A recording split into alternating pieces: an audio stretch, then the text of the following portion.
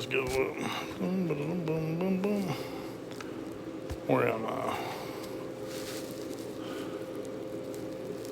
Exodus, what did I say? Exodus 13, 17. That's right.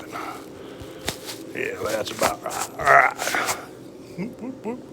Let's adjust this just a minute because I'm shorter than that or taller than that. Something. There we go. That'll work just perfect right there. All right, you guys ready? Everybody online's ready?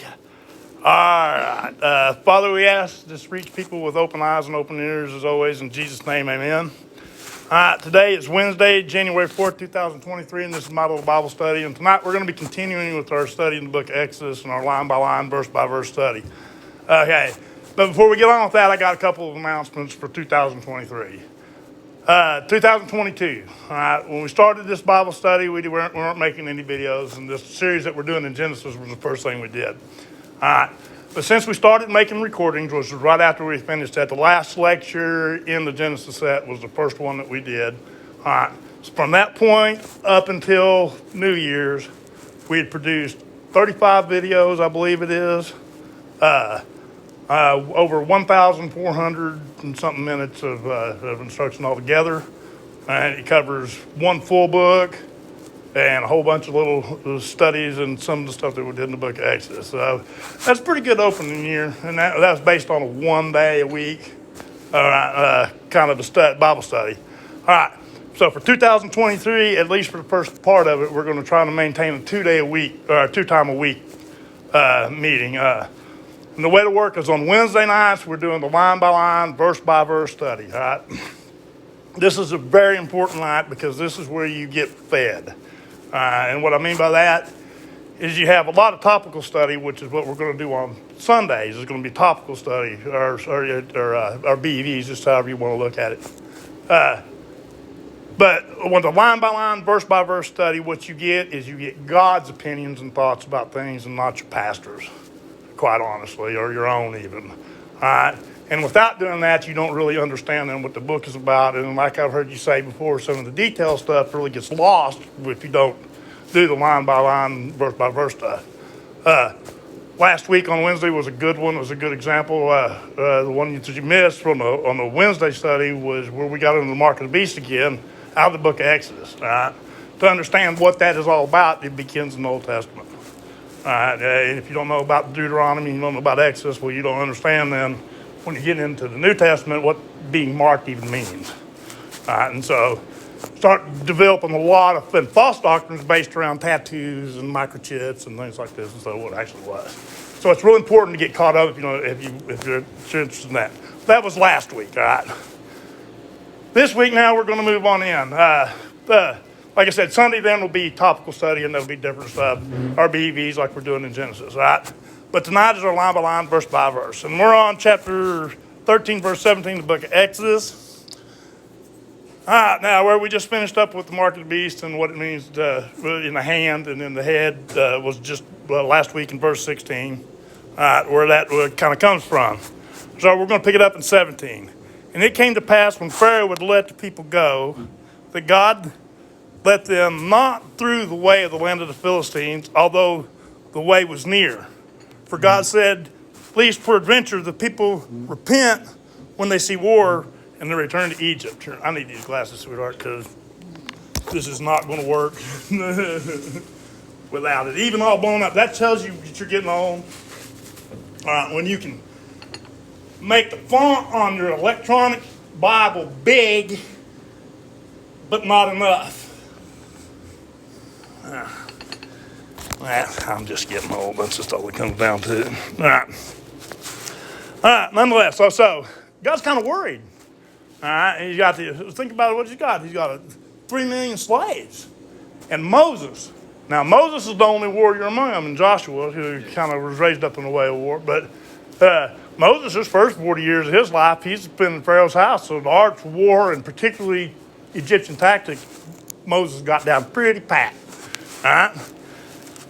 But nonetheless, he's worried about he go straight through the land of the Philistines, but he knew if they hit that territory, it's going to be a war, and he doesn't have any warriors except for Moses. All right, so we're going to take a little bit of route. So they go around a little bit longer. All right, Verse 18, but God led the people about through the way of the wilderness of the Red Sea, and the children of Israel went up harnessed out of the land of Egypt. 19, and Moses took the bones of Joseph with them, for he had straitly sworn the children of Israel, saying, God will surely visit you, and ye shall surely carry my bones away hence with you. All right, so Moses keeps good on that promise. All right, when they leave, he takes the bones of Joseph, they're headed to the promised land. It's going to be a little bit sidetracked, but he'll eventually get there. All right. Now, verse 20, and they took their journey from Succoth. All right, now Succoth is their first place of encampment after they leave Egypt. All right, and encamped in Etham at the edge of the wilderness. Now, what I want you to remember about Succoth is Succoth becomes the third feast of the feast year. All right, you have Passover, the Feast of Week, and then what's called the Feast of Tabernacles. And Succoth, if you take your Strongs, you'll find out that that means tabernacle, all right, or hut, or something like that. This idea of Succoth is carried forth even today in Israel, in the geographical location of Israel in the Middle East, even in the architecture in Israel. Almost all of them have a little pavilion outside of their house where they spend the Feast of Succoth, in remembrance of the first place that Israel encamped after being freed from Egypt. So it actually becomes worked into the feast days. But later when we hit the feast days, we'll talk more about that. Verse 21, and the Lord went before them by day in a pillar of cloud to lead them the way, and by night in a pillar of fire to give them light to go by day and night. All right, so we have a pillar of fire, all right, and a pillar of cloud. Now later on, this pillar of fire is going to change to the angel of God. All right, and I'm going to bring that up when we talk to it.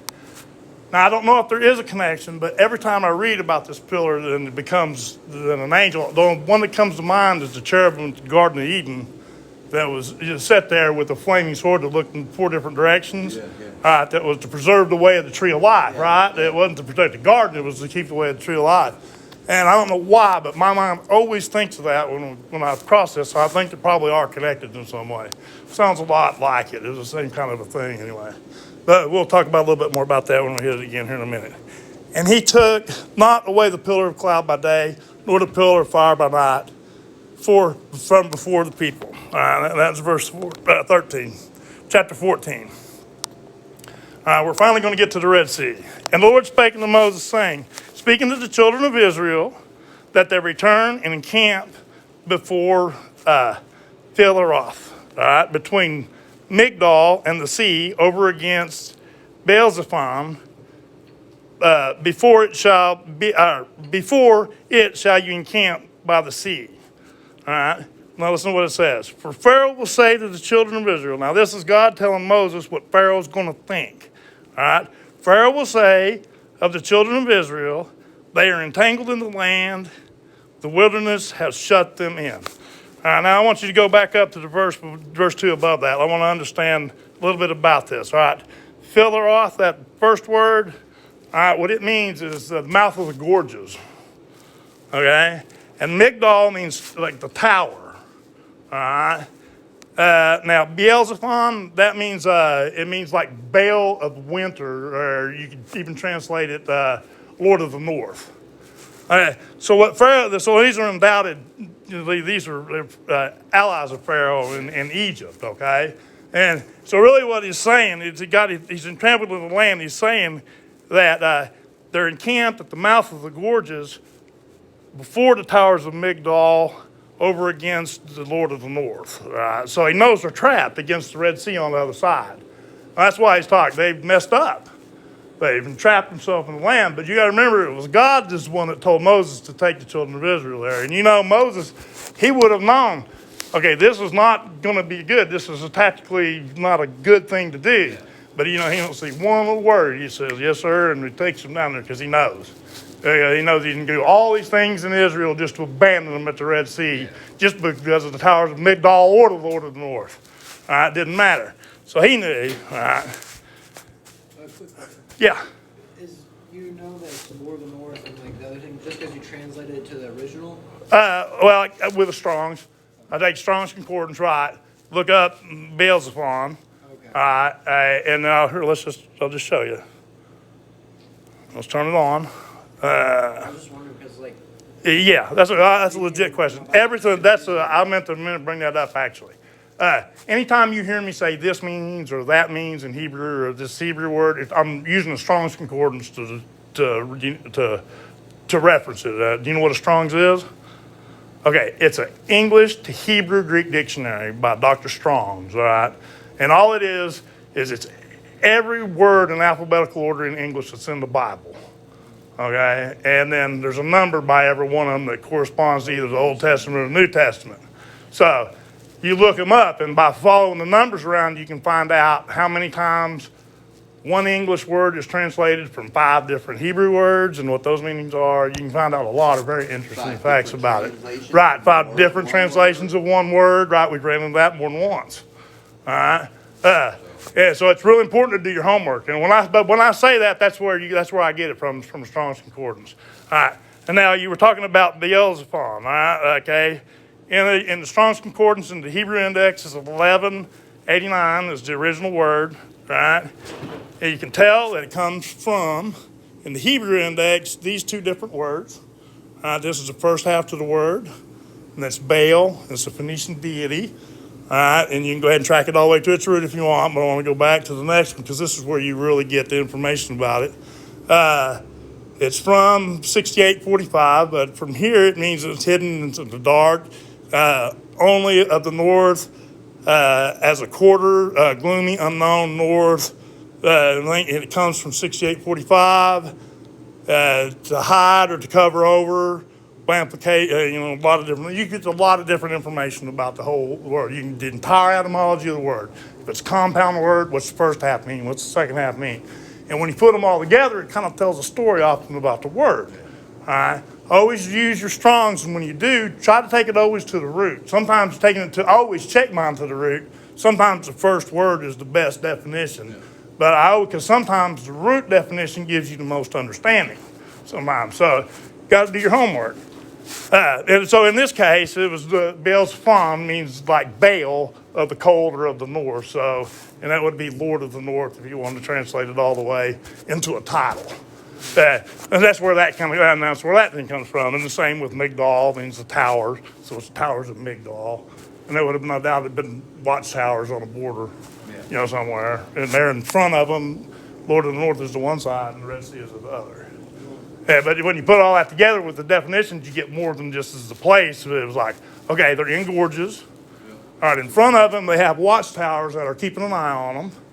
They know they got the Lord of the North to this side, and then they know they got the Red Sea to this side. And they know behind them comes Pharaoh with Egypt. Okay? I read the verse and it was like kind of confused. Yeah, where do I get that from? That's a legitimate question, right? But when you say it, it's so clear, like basically enemy.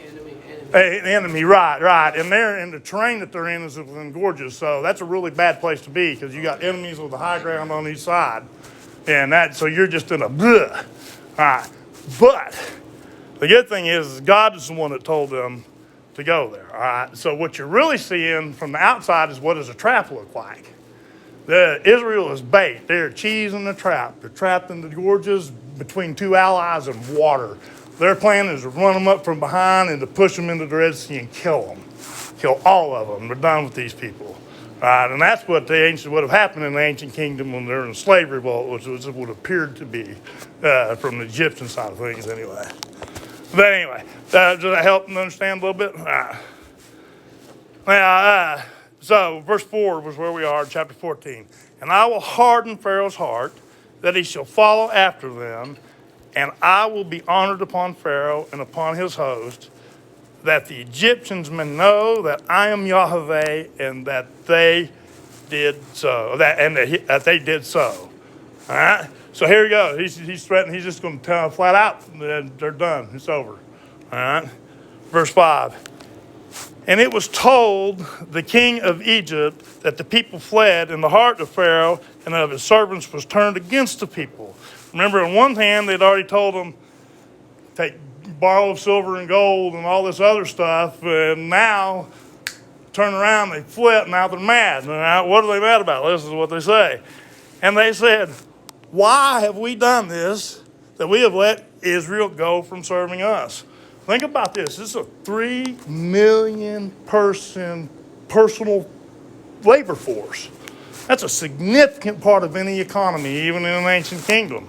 All right? And they're stunned. They're like, why did we give them all this stuff and send them out? What was we thinking? Gave them so much gold. Yeah, but it's like it's like trying to hold on to a cat. Yeah. And once you catch them good, congratulations. Keep a hold of them. I mean, no joke. That's what it's got to be like to the people of Egypt by now. They're like, why did I do this? Why? Right. Verse 6. And he made ready his chariots and took his people with him. He took 600 chosen chariots and all the chariots of Egypt, and all the chariots of Egypt and captains over every one of them. All right. Make no mistake, this is a high-tech army. All right, these are chariots. That is a modern tank in ancient warfare. You got spinning, whirling blades of death on each side. You got archers. Yeah, right. Attacking in packs, from long range. This is just, death on wheels is all it is. And they're chasing down a slave population that basically has butcher knives as their major weapons, right? And some gold and some silver they borrowed. All right. So, it's just a bad situation to be in, right? All right, trapped, of course, by terrain and enemies all around. All right. And that sounds like Elijah from yesterday, doesn't it? Elijah and Elijah, exactly the same kind of thing. Trapped and nowhere, and guess what? Water's parted again. All right. Verse 8. Verse 8, yes, is where we are. And the Lord hardened the heart of Pharaoh, king of Egypt, and he pursued after the children of Israel. And the children of Israel went out with a high hand. All right, so they're getting a little bit haughty. And they I guess they could be, we're out of here. I mean, we're no longer slaves. Yeah. This attitude doesn't last long. Within 30 days, they're wanting to go back to Israel, or go back to Egypt. All right. But it is a nice thought. All right, verse 9. But the Egyptians pursued after them all the horses and chariots of Pharaoh, and his horsemen and his army, and took over them, and encompassing by the sea, beside Philaharoth, before Beelzephon. All right? So they're trapped. They're stuck, and they're nowhere to go. And this is when probably it would slow down a little bit and begin to get ready to make sure that they don't let anything slide out of their trap, right? So you would see them setting up and making sure that nobody leaks out the edges, right? And when they attack, they want to push them neatly right into the water, which is where they're going to go, but he doesn't understand that quite yet. Verse 10, and when Pharaoh drew nigh, the children of Israel lifted up their eyes, and behold, the Egyptians marched after them, and they were sore afraid, and the children of Israel cried out unto the Lord. And they said unto Moses, because there are no graves in Egypt, hast thou taken us away to die in the wilderness? Wherefore hast thou dealt with us, to carry us forth out of Egypt? Right?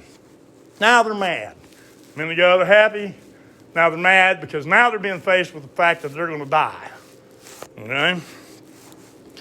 Nonetheless, listen to what they said. Is not this the word that we did tell thee in Egypt, saying, let us alone, that we may serve the Egyptians?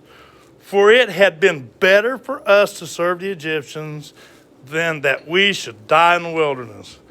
Man, how quickly do you forget? Yeah. I mean, how many miracles, well, we said miracles or curses, depending on which side of the geographical line you're standing on.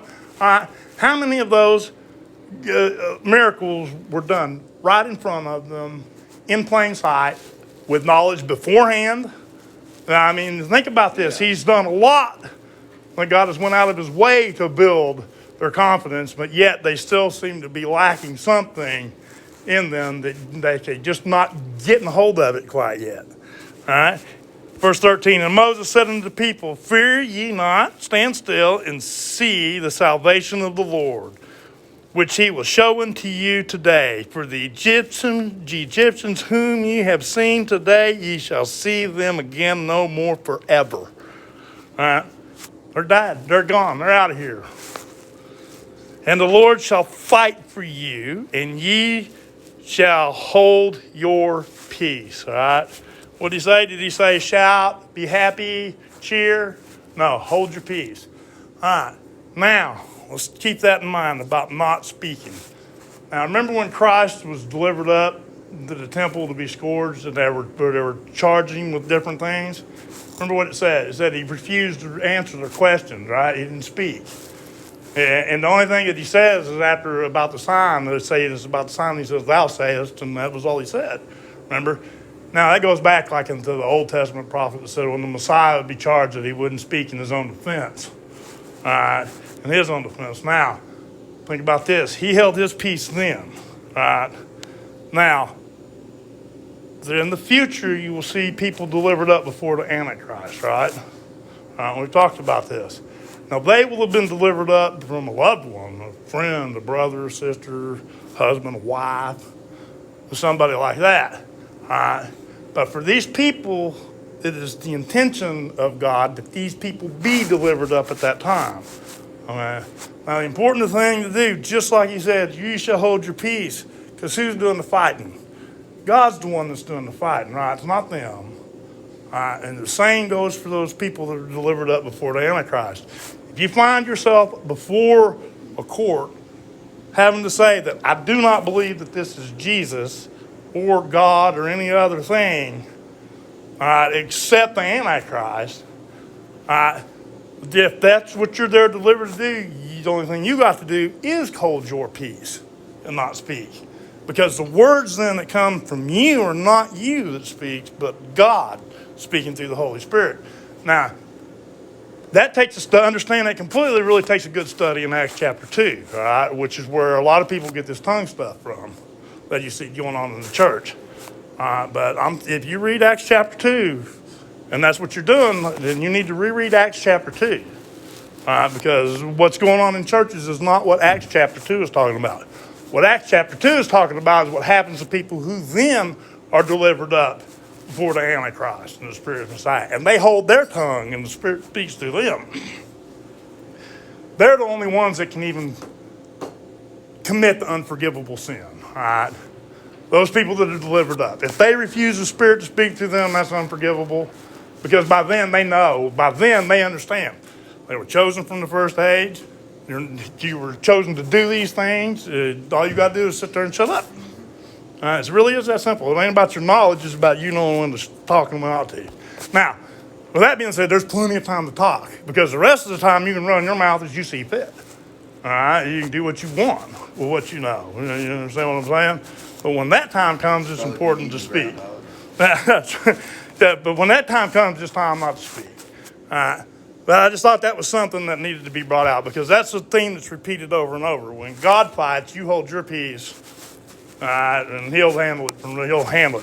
At that point. Now, verse 15. And the Lord said unto Moses, wherefore criest thou unto me? Speak unto the children of Israel that they go forward. But lift up thy rod and stretch out thine hand over the sea and divide it, and the children of Israel shall on dry ground go through the midst of the sea. All right. Now you weren't here Sunday, but this is something that's repeated a few more times in the Bible. This dividing of the water and somebody crossing on dry land across a river or across the sea. Elijah, Joshua, and the children of Israel, they all have it again at the Jordan River. Most of the time it's the Jordan River that's been divided, and this time it's the Red Sea. All right? But nonetheless, they'll go across on dry land. All right? Not muddy feet, not struggling as they walk, right? But dry ground. And I beheld, behold, I will harden the hearts of the Egyptians, and they shall follow them. And I will get me honor upon Pharaoh and upon all his hosts and upon his chariots and upon his horsemen. And the Egyptians shall know that I am the Lord, when I have gotten me honor upon Pharaoh and upon his chariots and upon his horsemen. All right. Now listen to this next word very closely. Verse 19. And the angel of God, which went before the camp of Israel, removed and went behind them, and the pillar of cloud went before their face and stood behind them. So here, this is not the pillar of fire then. Now this is the angel of God. All right, so we're talking about like I said, this reminds me of the cherubim that was placed as the guard to protect away the tree of life. I think it's something more along the line. But here you got an angel standing off in either way, probably two angels, one for each of the two symbols. But nonetheless, listen to what happens. Verse 20, and it came between the camp of the Egyptians and the camp of Israel. And it was a cloud of darkness to them, to the Egyptians, but it gave light by night to Israel. So that the one came not near the other all night. So they just kind of wandered around confused, the Egyptians did. All right? Now it's cold and dark on the Egyptian side, but it's light and warm on Israel's side. All right? So the Egyptians are having a pretty rough night compared to what Israel's having. All right? Now, I know what it's like to be in the dark and cold. It's not a fun place. It makes you angry. It makes you question your convictions. It makes you do all those things it's designed to do. All right? So here you see God wearing down the Egyptians. They're getting them locked into that mentality of just do what I'm told and march right along. All right? And they're going to just follow right along like little ducks. All right. And it came to pass, we've already did that. Verse 21, and Moses stretched out his hand over the sea, and the Lord caused the sea to go back by a strong east wind all that night, and made the sea dry land, and the waters were divided. All right? Now, last time there was a strong east wind in the book of Exodus, it was bringing locusts, right? And then there's a strong west wind that deposits them in the Dead Sea. All right, well, this strong east wind now divides the Red Sea and dries the land right there before Israel, all in one night. All right? Verse 22, and the children of Israel went into the midst of the sea upon dry land, and the waters were a wall unto them on the right and on their left. And the Egyptians pursued and went after them to the midst of the sea, even all of Pharaoh's horses, his chariots, and his horsemen. And it came to pass that in the morning watch, and so very early in the morning, that the Lord looked unto the host of the Egyptians through the pillar of fire and of the cloud, and troubled the host of the Egyptians. Now, I don't know what that really means, but I have to assume that it has something to do with striking fear into their heart, considering where they are. They're in the bottom of the Dead Sea with water on both sides of them. I imagine about now the only feeling they're having is dread. And I would have I don't know. I don't think I would have followed. I don't care who Pharaoh was. I don't think I'm gutsy enough to make that trip. I don't think I would have chased them down. But nonetheless, God is troubling the Egyptians, so they know they've about had it. All right? And it took off, their chariot wheels that they drew, that drave them heavy, so that the Egyptians said, let us flee from the face of Israel, for the Lord fighteth for them against the Egyptians. So they're starting to get the idea. All right. Uh-oh. And what's that? This chariot stuff with the wheels. All it's saying is that water's starting to seep in. Israel's walking on dry land, but it's starting to get muddy now when the Egyptians are coming along. And there's mud building up on the chariot wheels so bad that they're starting to fall off, and they're just dragging them through the mud. That's what they're saying. Now the Egyptians are like, dah! Now we're in trouble. All right? Now I think that's a modern tank sitting in the bottom of an ocean. All right? That doesn't work, even no matter how you feel like that. All right? No matter what age it's in. Whew. But anyway, verse 26, and the Lord said unto Moses, stretch out thine hand over the sea, that the waters may come again upon the Egyptians, and upon the chariots, and upon the horsemen. And Moses stretched forth his hand over the sea, and the sea returned to its strength when the morning appeared, and the Egyptians fled against it, and the Lord overthrew the Egyptians in the midst of the sea. Just like he said, I'm going to get my honor. Now think about this. You say, how's he honored? Well, as soon as the Egyptian army dies, where's the first place they appear? Before God. And guess what? They're back in their spiritual bodies, and they say, what did you do with your life? Well, I followed Pharaoh around like a mindless idiot and drowned in the Red Sea. You know, you just did it. Think about that. She's going to get honor one way or another in that. What can they say? They can stand in their spiritual bodies and say, that was my shot. All right? So you begin to see why grace and forgiveness and repentance and all these things become very, very important. Also recognizing that fighting for them. Yes, exactly. Yeah. Now imagine Pharaoh having to deal with the aftermath of this, because I'm sure Pharaoh didn't follow him, right? No, he did. But he's got to deal. This is a propaganda nightmare. This is like what's happening to Putin right now. Yeah, in the Ukraine, he's losing men left and right, and we'll see what happens. But I mean, so Pharaoh has to own up to this. And now Beelzephon and the towers of Migdol have all seen the Egyptian army defeated by Israel or by God in Israel.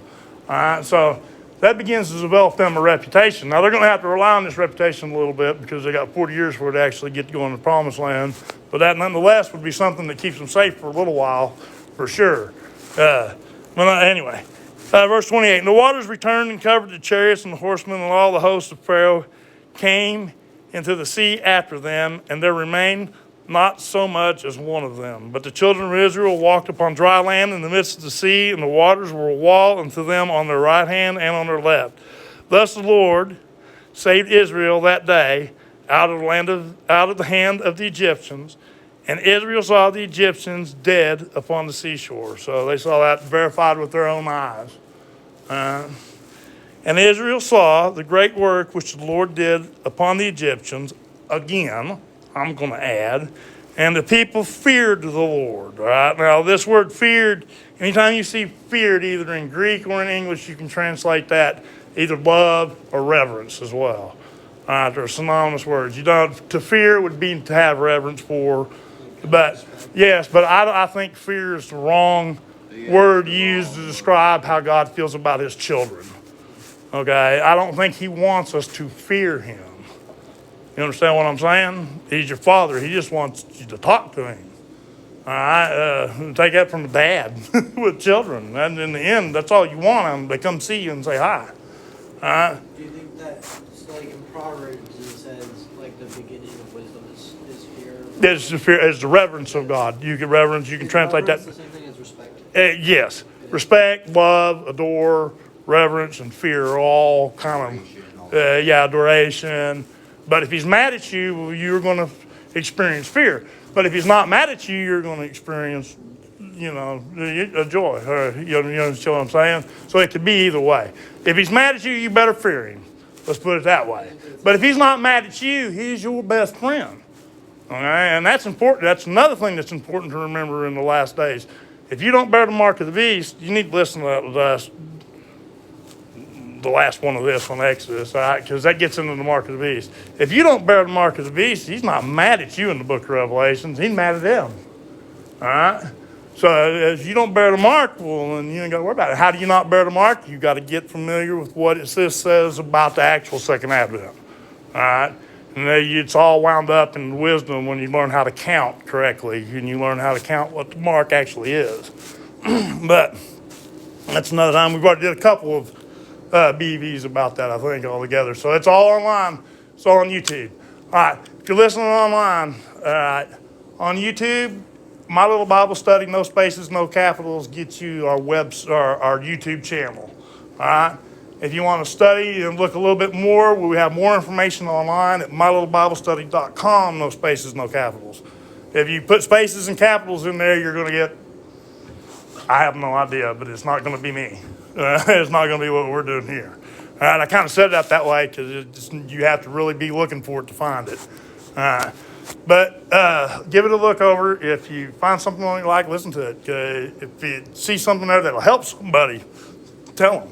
That's what it's for, all right? But this year, that's the big thing I want to do. I want to expand, not just the online months, but I'd like to see more people here. I'd like to have to find another place to become truth. But one thing at a time. It's slow going. It's hard to find people that actually want to actually study. And if you notice, we do this a little bit different than you usually do at church. But I don't care. I'm different. I'm not. That's right. I don't care about that, right? But I do love my Bible. I love my Bible, and I love my Father. So we'll keep knocking this out until time ends if you want.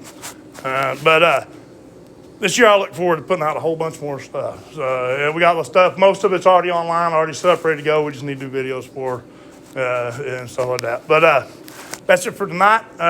Sunday, we're doing a special study. We're day 3 and 4.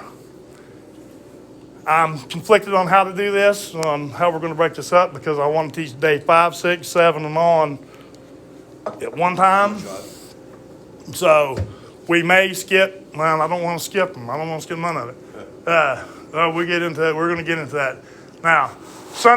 On Sunday, we're going to be getting drawing a little bit on history and Earth's history to understand a little bit more about what's actually going on the Earth. And that's just to give you a little bit of a heads up about Sunday. Next week, we will be chapter 15, it looks like, right? Chapter 15, we got the Song of Moses. We'll talk about that because there's actually 2 of them. And we'll cover that next Wednesday. All right? You guys have a good night.